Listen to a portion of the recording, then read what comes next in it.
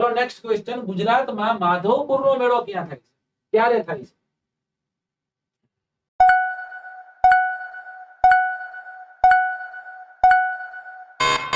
તો અહીંયા સાચો આન્સર શું આવશે? સાચો આન્સર આવશે ચૈત્ર સુદ 9 થી લઈને 13.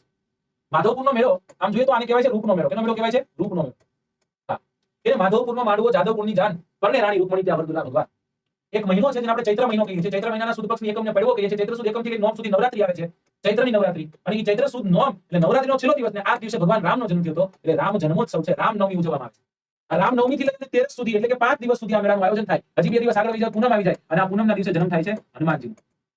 હનુમાન જન્મોત્સવ, હનુમાનજી જન્મોત્સવ છે એ ચૈત્ર મહિનાના સુદ પક્ષની પૂનમે છે. ચૈત્ર મહિનાના પ્રથમ સોમવારના દિવસે હાજીપીરનો મેળો ભરાય, એ યાદ રાખજો. ચૈત્ર મહિનાની પૂનમના દિવસે એક બહુચરાજીનો મેળો પણ આપણે કર્યો, બરાબર. પણ ચૈત્ર સુદ 9 થી લઈને 13 સુધી પોરબંદર જિલ્લાના મધુવંતી નામની નદીના કિનારે વસેલા માધવપુર ખાતે એક મેળો ભરાય. અને આ એક એવો દિવસ છે કે જે દિવસે કદાચ તમારે કોઈ સારું કામ કરવું હોય તો એમાં તમારે મુહૂર્ત જોવું પડે નહીં. અને મુહૂર્ત જોયા વગર કોઈ પણ કામ કરનાર, ખાસ કરીને કૃષ્ણ સાથે જોડાયેલો બહુ મોટો એવો વર્ગ છે આ સમય, આ દિવસને લગ્ન ગ્રંથિથી જોડાવા માટે પસંદ કરતો હોય છે આ દિવસને. અને બહુ મોટા મોટા એક સાથે ઘણા બધા જાહેર લગ્નો છે, જાહેર લગ્નો થતા હોય છે. કારણ કે આ દિવસે ભગવાન શ્રી કૃષ્ણએ રૂકમણીજી સાથે વિવાહ કર્યા. એવું કહેવાય છે કે ભીષ્માક નામના એક મિસ્મી નામના ટ્રાઇબના ભીષ્માક નામના રાજાની પુત્રી જેનું નામ હતું રૂકમણીજી, અને આ રૂકમણીજીના વિવાહ થયા હતા ભગવાન શ્રી કૃષ્ણ સાથે. કદાચ તમે જે વસાવાડા સાહેબને વાંચતા હોય, સાંભળતા હોય ક્યાંક તો બહુ મસ્ત રીતના એને રૂકમણીજીને વર્ણવ્યા છે. કે રૂકમણીજી એટલે કઈ રીતના કૃષ્ણને પોતાના તરફ આકર્ષે છે, ખેંચે છે. એને પ્રેમપત્ર, એ પ્રેમપત્રમાં સૌથી પહેલો પ્રેમપત્ર કોને લખ્યો? રૂકમણી કૃષ્ણને લખ્યો. અને પ્રેમપત્ર કેવો હોવો જોઈએ એનું આઈડિયલ જે મોડેલ હોય ને એ મોડેલ પેપર દર્શાવ્યું છે કે પ્રેમપત્ર કેવો હોય છે.